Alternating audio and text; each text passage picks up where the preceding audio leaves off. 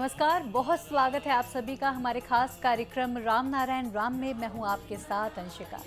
दर्शकों, इस कार्यक्रम में हम बहुत सारे विषयों पर चर्चा कर रहे हैं, लेकिन दृष्टि थोड़ी सी अलग है। दृष्टिकोण है बालक ब्रह्मचारी जी का। उनकी दृष्टि से हम समझ रहे हैं, तमाम विषयों को समझ रहे हैं। और आज की इस श्रृंखला में फिर भी एक और विषय पर हम बात करने जा रहे हैं, जो कि बहुत ज़्यादा लोगों के मन में आता है। तो इस कार्यक्रम की शुरुआत करते हैं। हमारे साथ उपस्थित हैं शंकर सरकार जी, संतान दल के प्रेसिडेंट। उनके साथ उपस्थित हैं बहुत खास मेहमान नरेश चंद्र शर्मा जी, जयपुर से। बहुत बहुत स्वागत है सर आपका। सर, कार्यक्रम की शुरुआत करते हैं। मेरा सवाल आपसे ये है, बहुत सारे लोगों के सवाल हमारे पास आ रहे हैं, तो उसी श्रृंखला में एक सवाल और है कि क्या ईश्वर प्राप्ति के लिए काम वासना का त्याग करना ज़रूरी है? लोगों के मन में बड़ा सवाल रहता है। लोग ये सोचते हैं, यही समझते हैं कि अगर ईश्वर की प्राप्ति करनी है तो आपको ब्रह्मचर्य का पालन करना पड़ जाएगा। आपको करना पड़ेगा कि आप सब कुछ छोड़ छाड़ के त्याग कर पहाड़ों पर जाकर के तपस्या करेंगे, तब आपको ईश्वर मिलेंगे। इस पर आप थोड़ा प्रकाश डालिए। आज जो समाज में हमारे जो तथाकथित साधु हैं, कथावाचक हैं, या कुछ व्यापारी व्यावसायिक आध्यात्मिक गुरु हैं, वो इस फैलाते हैं प्रथा को कि भाई काम वासना का जब तक त्याग नहीं होगा ईश्वर की प्राप्ति नहीं हो सकती है। ठीक है, तो मैं इसको देखो, टॉपिक बहुत बड़ा है और बहुत ज़्यादा बड़े बड़े विद्वान लोग बैठे हैं। मैं तो बालक ब्रह्मचारी जी का जो कंसेप्ट है, जो उन्होंने हमें को बताया है, हम समाज को बताने की कोशिश कर रहे हैं। और मैं इसको एक घटना जो बालक ब्रह्मचारी के साथ में घटी थी, वो जब बच्चे थे, तो मैं उस घटना क्रम के माध्यम से बताऊंगा तो समझ में ज़्यादा अच्छी तरह से आ जाए। ठीक, ये परफेक्ट है कि ईश्वर प्राप्ति के लिए घर नहीं छोड़ना है। गेरुआ रंग के कपड़े पहनो, अच्छा है, लेकिन उसके लिए गेरुआ घर छोड़ना, सिर मुड़ाना, सब कुछ त्याग के जंगल में जाके बैठना ईश्वर प्राप्ति के लिए उसकी कतई आवश्यकता नहीं। अपनी अपनी मान्यता है। हम तो हमारे संतान दल का जो प्रचार है, जो हमारी थीम है, हम उस पर बात कर रहे हैं। इसको मैं एक एग्जाम्पल से आपको बताता हूँ। एग्जाम्पल ये सत्य घटना है। क्या होता है कि हर 12 साल में एक कोई अवतारी जीव या कोई आता है। तो बालक ब्रह्मचारी जो ये थे, ये अवतारी पुरुष थे और ब्राह्मण कुल में जन्म लिया था। तो उस जहाँ भी कोई जन्म लेता है तो उस इलाके में जो अच्छे साधु संत हैं या जो जिनकी क्या चेतना अपने लेवल पर, उनको मालूम पड़ जाता है कि कोई इस इलाके में कोई हुआ है, कोई आने वाला और फिर वो बात भी फैल जाती है जगह जगह। तो बालक ब्रह्मचारी जी की उम्र बहुत छोटी थी, 7 साल बताया जाता है कि 7 साल के आसपास थे वो। तो जो पहाड़ों में बर्फ़ में साधु रहते थे, वो तो नीचे समाज में आते नहीं है मिलने के लिए, किसी जिसको मिलना ऊपर जाओ। तो कुछ लोग होते हैं जो आपके संपर्क में रहते हैं, ऊपर जाना, समाज मिलना। तो उनसे कहा कि भाई, लोगों ने कहा एक बहुत बड़ा बालक ने जन्म लिया है जो कि स्कूल भी नहीं गया, ग्रह नक्षत्र सृष्टि के बारे में बात करता है, उसको तो ब्रह्म ज्ञाता कहते हैं लोग। तो उनकी इच्छा हुई, बोल को उनको यहाँ पर लाओ मेरे पास में। मैं तो जा नहीं सकता हूँ इसी समाज में, शहर में। तो उनको लोग लेके गए। तो सर्दी का समय था, उनको गर्म कपड़े बना के, चश्मा लगा के, अपने कैप लगा करके उनको बिठा के ऊपर कंधे पे लेके गए।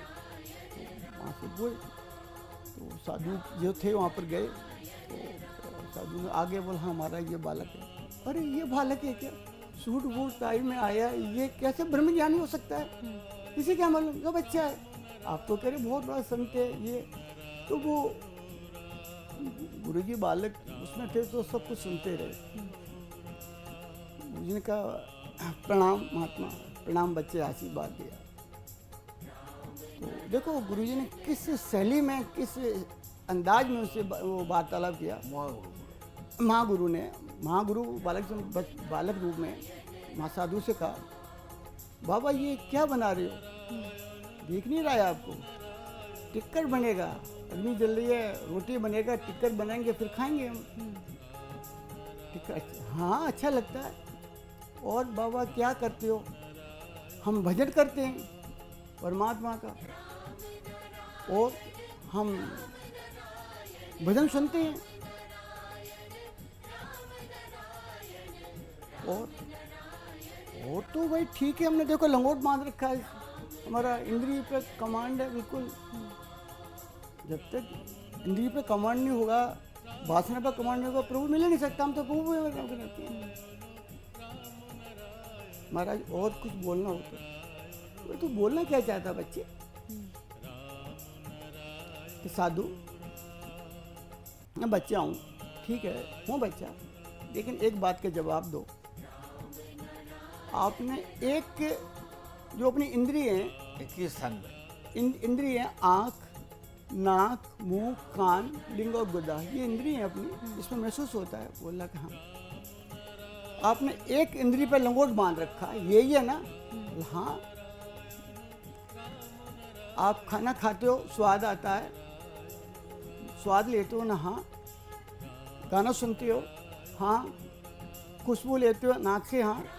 मलमूत्र का विसर्जन करते हैं? बाबा जो स्किन खाल है ना, उसी खाल से पूरा शरीर, एक ही स्किन तो पूरे शरीर के अंदर। लिंग की स्किन अलग नहीं है, मुंह की अलग नहीं है ना, स्किन तो एक ही है ना, शरीर तो एक ही है ना। तो तुम झूठ बोल रहे हो बाबा। कैसे? ऐसे कैसे बोला तू? झूठ ये बोल रहा हूँ कि तूने एक इंद्रिय पर तो लंगोट लगा लिया, तेरी बाकी सारी इंद्रिय खुली हुई है। भोजन करता है, तृप्ति मिलती है ना, ये भी काम वासना का पार्ट है। जहाँ संतुष्टि मिली, तृप्ति मिली, वो वासना में आ गया, ये वासना में आता है। गाना सुनने, भजन सुनने से शांति मिली, देखो तो ये भी काम वासना का पार्ट है। अरे सृष्टा भी काम वासना करता है। आज प्रकृति में जो कोई नए नए बदलाव आते हैं, वो भी उस सृष्टा को खुशी मिलती है कि मैंने ये इनोवेशन किया, मैंने प्रकृति ऐसी बनाई, तो वो भी काम है। बोला महात्मा बिना वासना के, काम वासना के संसार चल ही नहीं सकता है। ये तुम्हारा कहना गलत है कि वासना को त्याग करो और जब भगवान मिलेगा। भगवान तो अलग से है कहाँ? वासना के बिना ये सृष्टि नहीं चलेगी साधु। सब कुछ सत्य है, बैलेंस में होना चाहिए। अति सर्वत्र वर्जेति, अति हर चीज़ की बुरी है, खाने की बुरी है, सुनने की बुरी है, सब चीज़ की बुरी है।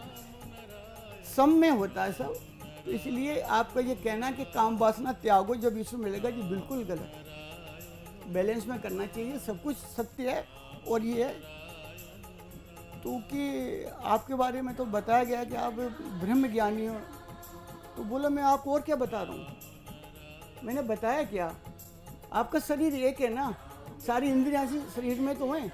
या तो सारी इंद्रियों को बंद करो, आप आंख बंद करो, मुंह बंद करो, सांस लेना बंद करो, सब बंद करो, फिर बोलो कि हमको ब्रह्म की प्राप्ति होगी। हो ही नहीं सकती है।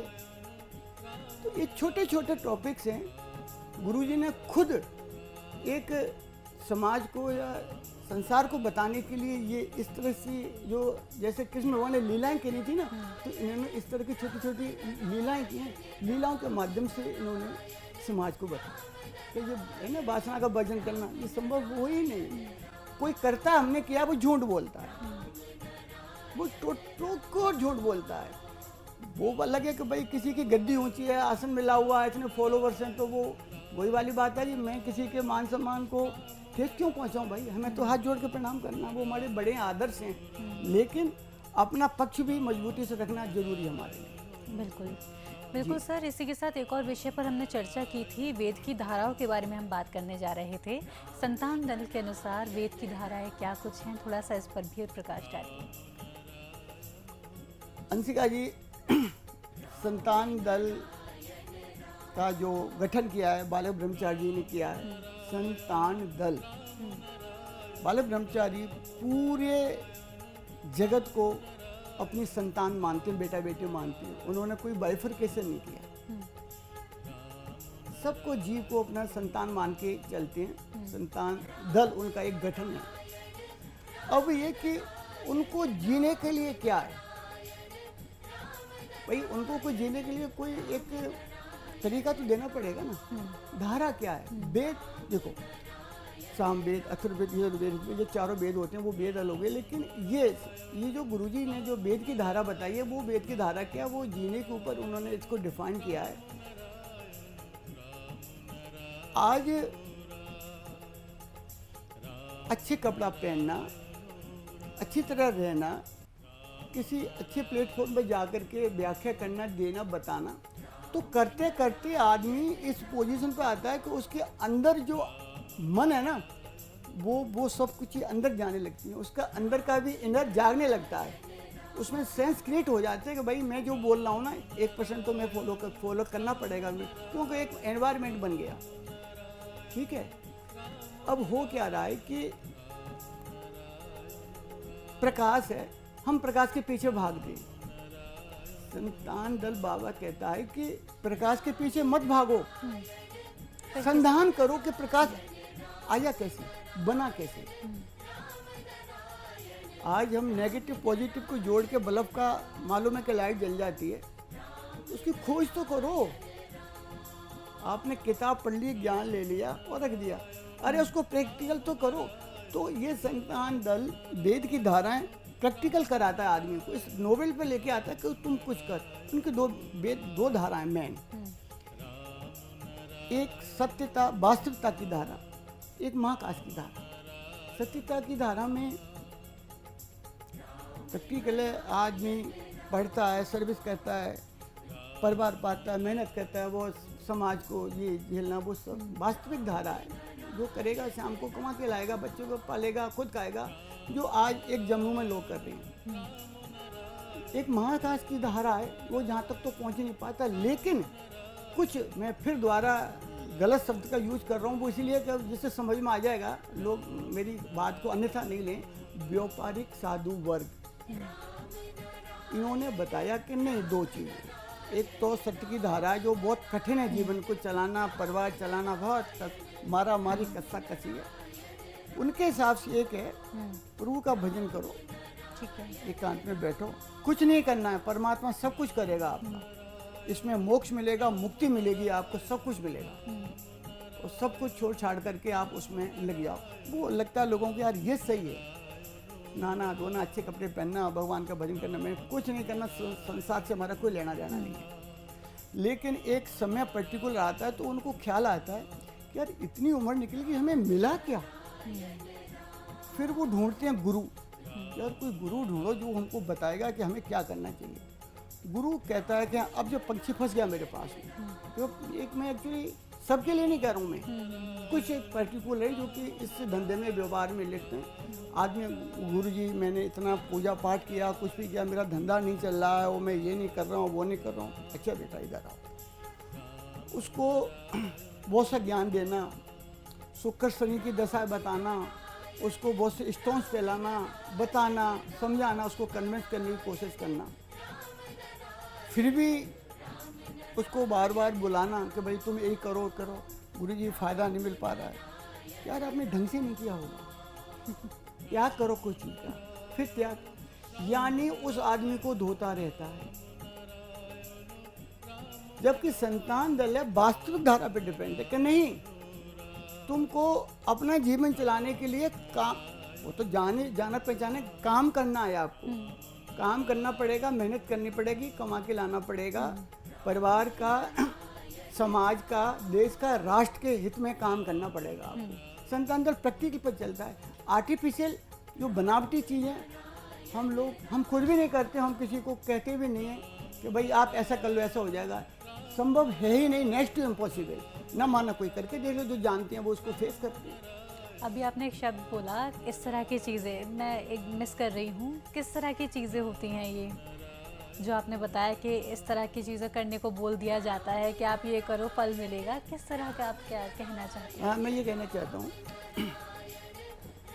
जब आदमी ने जीवन का बहुत सा समय निकाल दिया पूजा पाठ में, दान पुण्य में, उसको कुछ नहीं हुआ, तो उसके मन में विचार आता है कि ये जो साधु संत हैं, ये ज्ञानी लोग हैं, ये शायद मेरे को सही रास्ते पर ला देंगे। ये एक भाव है उसके मन में कि ये देश समाज हमारे हित के लिए बना है। और हकीकत में कि साधु समाज को देश के हित के लिए काम करते हैं, घर त्याग के आते हैं तो उनके पास में जाते हैं। सभी साधु नहीं, कुछ एक जो चमत्कारी बाबा हैं वहीं ज़्यादा लोग जाते हैं, नॉर्मल पर तो जाता नहीं। तो चमत्कारी बाबा उनको ज्ञान बताते हैं कि भाई देखो तुम ऐसे पूजा करो, ऐसे दान करो, ऐसा ये करो, ऐसा करो। उसको जो कुछ थोड़ा बहुत घर में बचता है उसको भी वो उसके ठिकाने लगा देते हैं। मिलता कुछ भी नहीं है उसको, मिलेगा वही जो वो करेगा। तो मिलेगा कैसे सर से? आपने अपनी शिक्षा ली, ठीक, आपने सर्विस ज्वाइन की, आज आप हम बात कर रहे हाँ हैं, जी, आपको यहाँ से पारितोषिक जो भी मिलता होगा उससे आपका परिवार का काम चलता होगा, आगे भी चलेगा। तो ये क्या, ये प्रैक्टिकल चीज़ है, ये वास्तविकता है। ठीक है। और आपसे कहा दिया जाए कि आप पीले कपड़े पहन के आप तो हरिद्वार वहाँ जाके माला जपो और देखो ये हो जाएगा, चमत्कार हो जाएगा, संभव है क्या? तो बस हम एक्चुअली हम तो एक हमारी सिंपल कर्म भाषा करना में है। बेसिकली आप ये कहना चाह रहे हैं कि आप अपना कर्म मत छोड़ो जो आप कर्म कर रहे हैं। इन आडंबरों में उलझकर ये ना समझें कि सिर्फ माला जपने से सब कुछ हो जाएगा। कर्म नहीं छोड़ने हैं, कर्म के साथ राम नारायण राम का जप करें। गीता भी यही कहता है, जी। गीता में कर्म प्रधान रखा है। बिल्कुल, गीता रामायण एक्चुअली हमारा कंसेप्ट हटके नहीं है, गीता रामायण शामिल है इसके अंदर, जी। बिल्कुल शामिल है। उसमें कुरान नहीं है, बाइबल नहीं है। ठीक है भाई, हमें उनका ज्ञान नहीं, हम तो जो पढ़ा है उसी का ज़्यादा ज्ञान है, हम तो बता रहे हैं। अब ये रामायण वाली बात आ गई, राम वाली में, ये कलयुग में राम से लगाव, वो कौन सा राम, दशरथ वाले राम की, वो तो एक अवतारी पुरुष हुए हैं, सृष्टा के नाम की बात कर रहा हूँ। कलयुग में लगाव होना चाहिए। एक इसमें दुआ आया है कहने के लिए,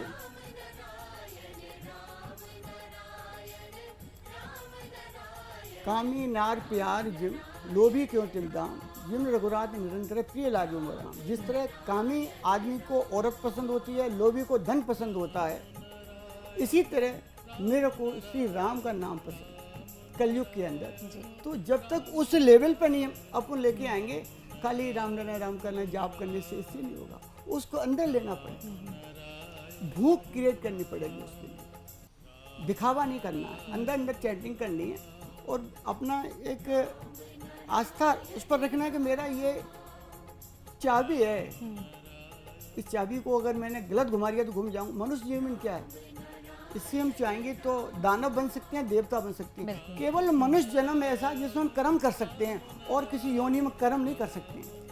बिल्कुल सही सर, बहुत अच्छी बात आपने हमें समझाई। इसी के साथ वक्त तो चला है इस एपिसोड के यहाँ विराम देने का। आपका बहुत धन्यवाद कि आप यहाँ आए, आपने अपना बहुमूल्य समय निकाला और इतनी ज्ञानवर्धक बातें हमारे साथ राम शेयर की नारायण। कि हमें अपने कर्म को ही प्रधान मानना चाहिए और ऐसा नहीं है कि सब चीज़ छोड़ देनी है, लेकिन कर्म को नहीं छोड़ना है। बहुत बहुत धन्यवाद। राम नारायण। तो दर्शकों, इसी के साथ आज के इस एपिसोड में इतना ही। आज के इस कार्यक्रम में हमने समझा कर्म का क्या हमारे जीवन में महत्वता होती है, कि कर्म हमें कभी नहीं छोड़ना है। तो दर्शकों, इसी के साथ आज के इस एपिसोड में इतना ही। लेती हूँ आपसे इजाज़त, फिर होगी मुलाकात, तब तक के लिए नमस्कार। आप देख रहे हैं हमारा खास कार्यक्रम राम नारायण राम शंकर सरकार जी के साथ राम नारायण रामशाह। यह एक महाध्वनि और बीज मंत्र है। यह सभी समस्या का संपूर्ण समाधान है। आप लोग इन्हें अपना के देखिए, मन और दिल में क्या प्राप्त हो रहा है। इस कार्यक्रम का विशेष उद्देश्य इसका प्रचार और प्रसार के साथ ही प्रत्येक मनुष्य की मुक्ति का मार्गदर्शन है और यह आपकी दिल की बात है। इस मार्ग पर पुण्य और मुक्ति निश्चित है। इस कार्यक्रम के माध्यम से संतान दल द्वारा चलाए जा रहे श्रेष्ठ सेवाओं से जुड़कर सबके कल्याण के लिए इस नए कार्य का हिस्सा बन सकते हैं और वृद्धाश्रम, गौशाला, गरीब और वंचित बच्चों की शिक्षा का भी सहयोग और समर्थन कर सकते हैं। संतान दल सबका एक ही परिवार है। अकाउंट नेम संतान दल, account number 266505000657, IFSC code ICIC 000265। पूरी तरह जानने के लिए आप संस्था के फोन नंबर पर संपर्क कर सकते हैं। Phone number 6291342066, 9836073503। Email ID santandal1960@gmail.com।